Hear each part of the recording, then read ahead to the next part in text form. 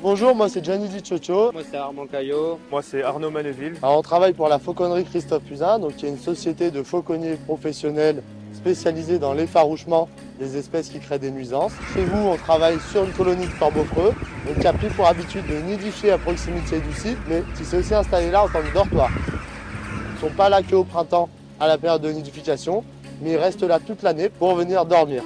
Et la deuxième problématique qui est la plus grosse chez vous est le fait qu'ils viennent sur le toit et qu'ils arrachent le revêtement de la toiture, sûrement dans un premier temps pour faire des apports de matériaux au nid, et dans un second temps, c'est peut-être devenu un petit peu un jeu pour eux ou une habitude qui fait qu'ils le font mécaniquement. Il faut savoir que ce sont des oiseaux très intelligents. Ils ont compris qu'en enlevant le revêtement du toit, il va y avoir plus de chaleur qui se dégage, et c'est aussi pour ça qu'ils peuvent venir se poser là tous les matins pour venir chercher la chaleur que le bâtiment dégage avant que le soleil se lève. Alors nous, comment on s'y prend pour effaroucher les corbeaux? On a deux façons de faire. Donc la première, c'est de faire de la présence un petit peu tout au long de la journée.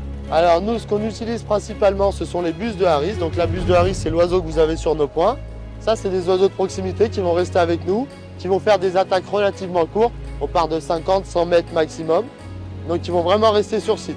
Ça, c'est les oiseaux qui vont nous permettre de faire de la présence pour montrer qu'un prédateur est revenu sur le territoire où il n'y en avait plus, donc créer un climat d'insécurité.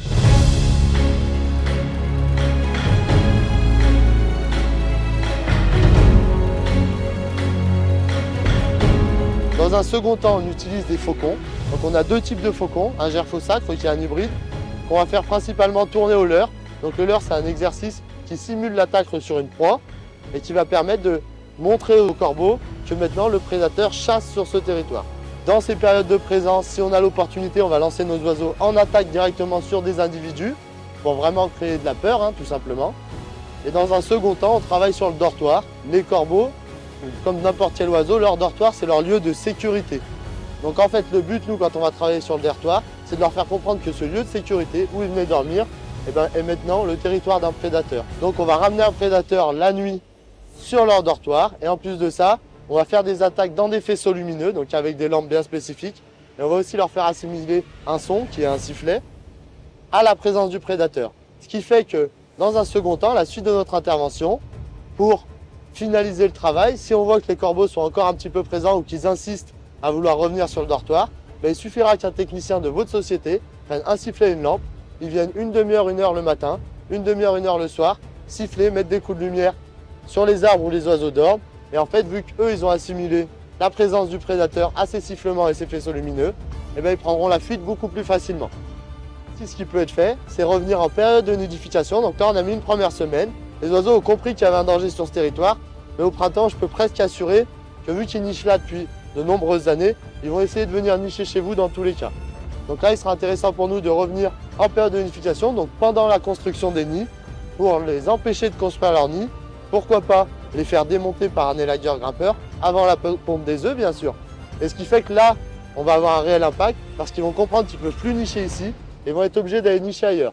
S'ils vont nicher ailleurs et qu'ils ne sont pas embêtés que la nidification se passe bien, ils resteront ailleurs. Nous, l'idéal, ça serait que les oiseaux retournent dans leur milieu naturel qui est la forêt et non pas en ville.